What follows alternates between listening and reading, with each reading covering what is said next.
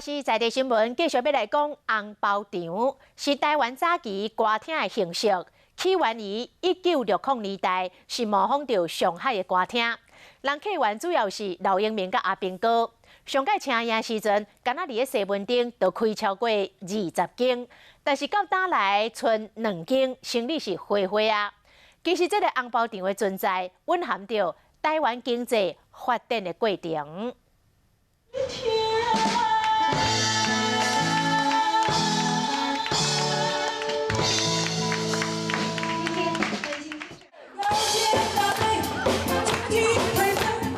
阿娜倒做身段，穿着华丽性感的衫，伫10几片大的歌厅内面，歌手起全场的目光，暗暗的灯光的听众是听甲茫茫，因大部拢是阿兵哥甲老英民，听甲欢喜的时阵，也阁不时送上红包给台顶的歌手。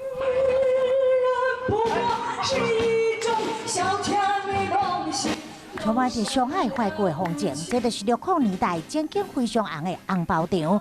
全盛时期，敢若伫西门町都超过20间的歌厅，歌手一暗批数十万的红包，并无稀奇。跨越40档的光阴，红包场凋零，只剩2间门厅。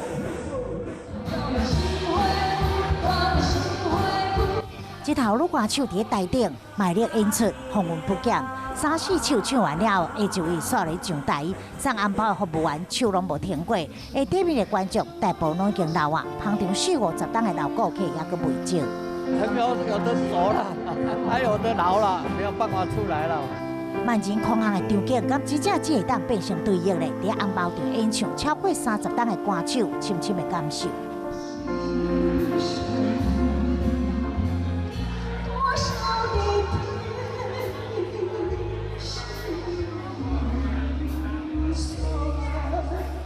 感觉以前收的红包有时候会不小心太多了，会掉到地上去。我觉得现在的红包就是剩下那个掉下来的那些。伊是金子渊，人生大半的岁月拢伫红包场度过，这所在是伊的第2个家。那么多的金家班啊，就吃饭也没问题啊，什么东西没问题。可是现在不一样。当我每天背着皮包要上班的时候，我就想说，今天有谁会来看我？我会不会是吃鸭蛋没有红包？穿表演衫的是，伊是歌手，好落台了后，伊就亲像观众亲密的家属。但是安尼有讲有笑的光景，敢讲这会当随着红包场的衰退，拢消失去。这个地方每一寸每一草每一个人物都是我熟悉，就是我热爱的一个家庭。我发现我是真的没有办法离开他们。往日激动的是，金子渊的目屎已经浸袂掉。这个所在有爱，有温暖，嘛无法度气度的伤痕。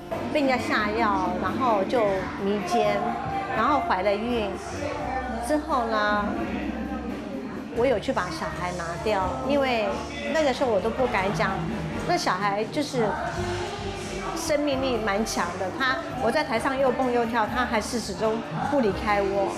为了饲鸡，为着生活，金子渊伊甲委屈拢吞咧巴肚内，一唱就是30几档。伊甲老人客感情是非常深，客别过身迄档，伊嘛陪伊行完最后一场。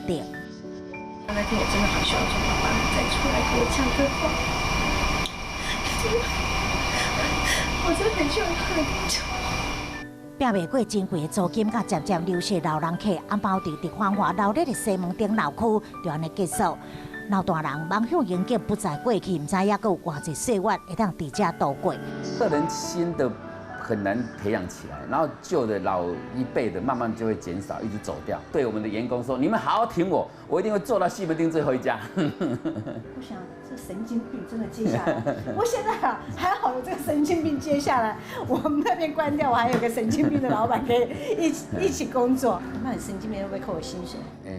不用，你包个红包给我就好。处境更较艰难，拢爱笑笑的面对。经过40档，歌厅对安尼坐甲满满，变成无啥人。伫头家甲歌手好心的经营的，真无简单，看着众生的曙光，就希望剧中人会当无散，互这间野哥咧经营的红包店的青叶会当继续传承落去。